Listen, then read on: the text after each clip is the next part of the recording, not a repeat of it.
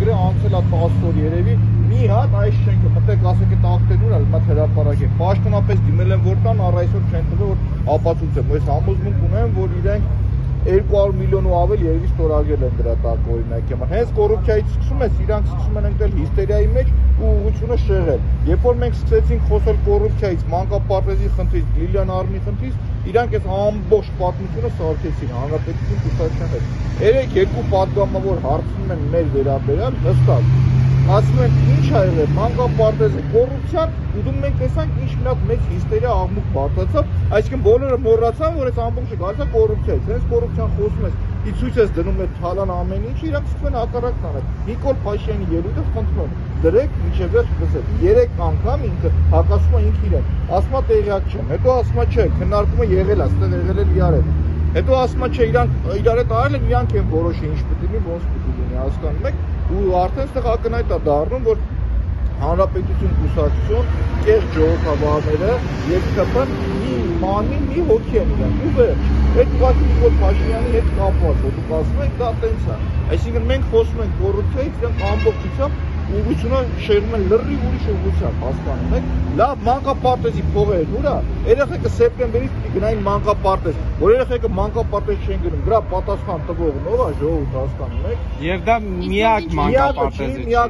միակը չի, շուտով տես մանկապարտեզների շարք անցկացնեն, չէ՞, պարոն Շահյան, ու դուք համոզվեք ինչ խայտարակ վիճակ է։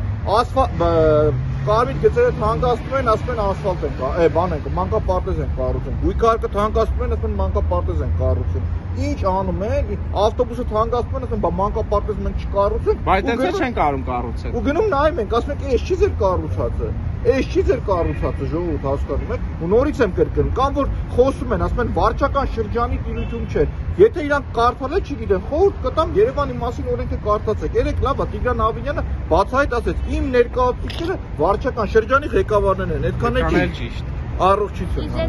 Այսինքն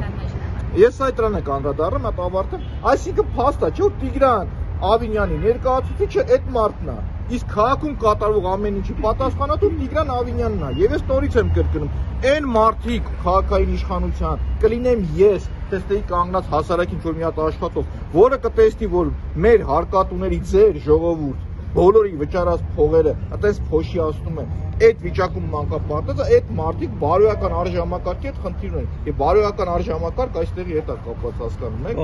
Իմ մեղադրանքը, տեսեք, իմ մեղադրանքը հետեւյալն է, որը որ ես չեմ ընդունել եւ հայտարարություն տալուց հետո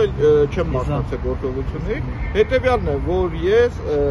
տեխնոլոգիաները կիրառելով խուլիգանություն, որը դրսևորվել է ժամանակակից նորարարական տեխնոլոգիաներով մարդուն ստորացնելու հետ կապված։ Եվ ես իմ ենթադրյալ ուժողից եւ ենթադրյալ ստորացվածից հետ պահանջել եմ մարրեսում հասկանամ, որովհետեւ անկեղծ այդ մարդուն հնարավորություն են տվել, մի ժողովրդավարությունից են խոսում, ժողովուրդ պարզ ուղիղ ասում եմ, թաղապետին մի օր ժամանակ է տրվել, որպեսզի ինքը լկտի պահվածքի համար ներողություն խնդրի։ Թաղապետը լկտիությունն անում է, այսինքն այդ նույն խուլիգանությունը, որ պիտի դրվեր թաղապետի վրա, ինքը խուլիգանությունն անում է, մենք գալիս հայտարարում ենք, որ ժողովուրդ, մերը քաղաքական ակցիա է, մենք խուլիգանություն չենք անում։ Մեզ որակում են ավելի ծանր մեղադրանք, քան այդ մարդուն, որը արել է եւ խուլիգանություն եւ ծեծ, խմբակային ծեծ ու կազմակերպված այդ ամբողջը, հասկանում եք, ու դրա համար նորից եմ կրկնում, երեք Նիկոլ Փաշինյանը կոնկրետ իրավարից, որովհետեւ շատ լավ գիտակցում է քաղաքական պատասխանատվությունը հենց իրենց վրա է։ Ուրիշ հարց նաեւ այս պարագայում Նիկոլ Փաշինյանի, եթե իրավապահ մարմինները նորմալ գործեն,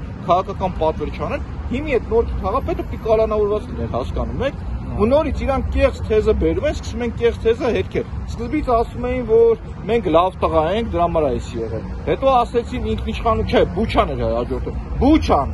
Հետո ասեցին ինքնիշխանության դեմ պայքար, ինքնիշխանության դեմ պայքարով գնացեք իշխանասարում պայքարեք, որ մեր սուվերեն տարածք են մտել։ Հետո դրանից հետո ասեցին Ռուսաստանի դեսպանատունն է արել։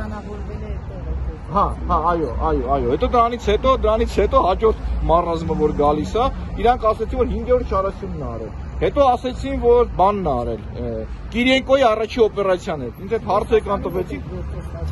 Ասում ինչ, ասում եք Կիրենկոյին հրաման են տվել, հրամանով չգիտեմ ինչ, ինձ նարեկն էր այդ բան, այս մոտ ծիծաղել էր։ Հետո ասեցին Պուտինն է արել, Պուտինը։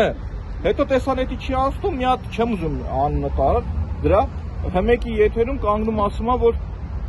Մեսրոպը Մանուկյան ասել է, որ եկող տարի ընտրությունների են գնում եւ մենք շոուի ենք պատրաստում, շոու ենք անում։ Բա այ